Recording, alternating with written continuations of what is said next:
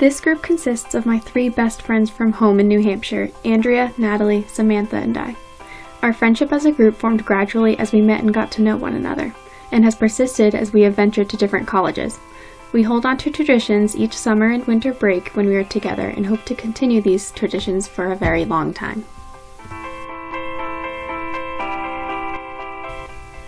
Andrea and Natalie were the first to meet and become friends in the 1st grade playing town sports together. I then met Andrea in the 3rd grade in my homeroom class when I moved to New Hampshire. Later that same year, I met Samantha when we both joined the town lacrosse team together.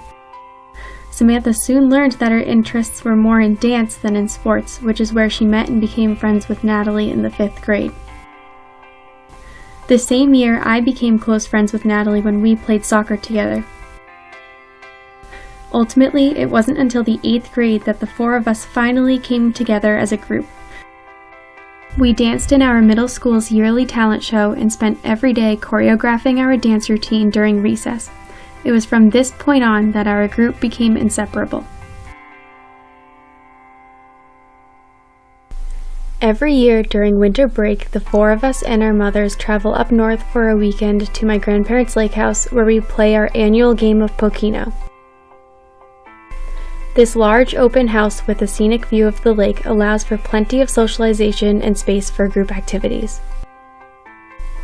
Playing Pokino has become a ritual for this group because it provides us with social meaning.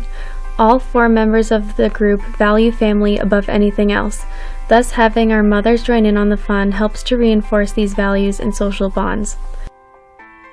Samantha describes this bonding experience as having 4 mothers of her own to share with her group of sisters.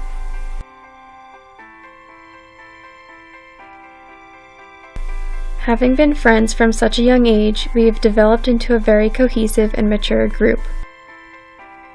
As described by Yalom, it is not until both negative and positive emotions have been freely expressed that the group can reach true cohesiveness and maturity. Natalie describes our group having reached this level of maturity by saying, "This group of girls have been my rock throughout life that I can go to in my worst and best moments for support and never-ending friendship." This cohesiveness and maturity is further shown by how comfortable we are to be ourselves around each other.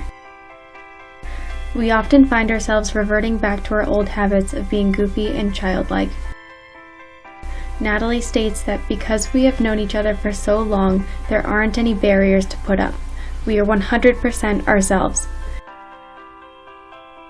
Having observed this tendency, I personally find a sense of comfort and trust when I am around this group that I have been unable to achieve as fully with my new friends I've made at college. I think a big part of that is because of how early in life we formed this bond. This tendency to be goofy around one another is a group habit we have formed.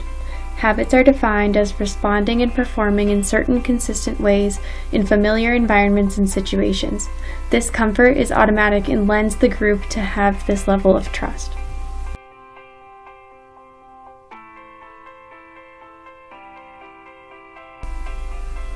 One group member who embodies the role of the energizer is Samantha.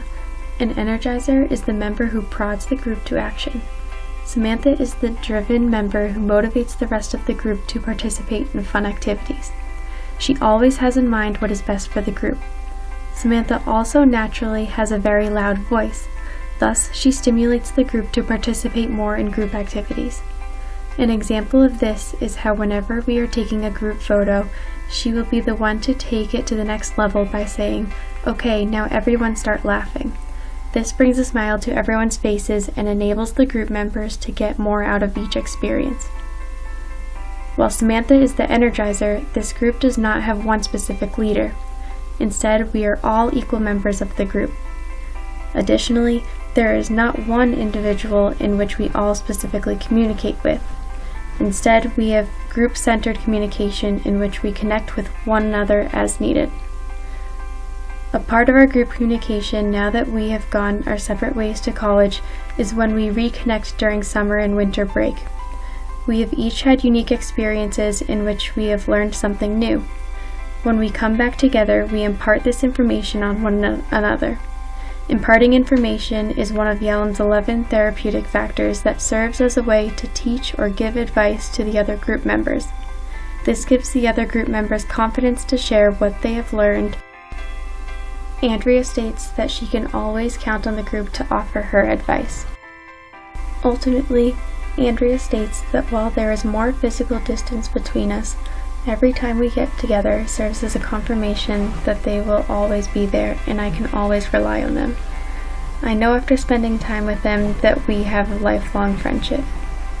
Our group has reached such a level of maturity that it is hard to imagine a world where I do not have these girls to be goofy with, to teach, to learn from, and ultimately to have fun with.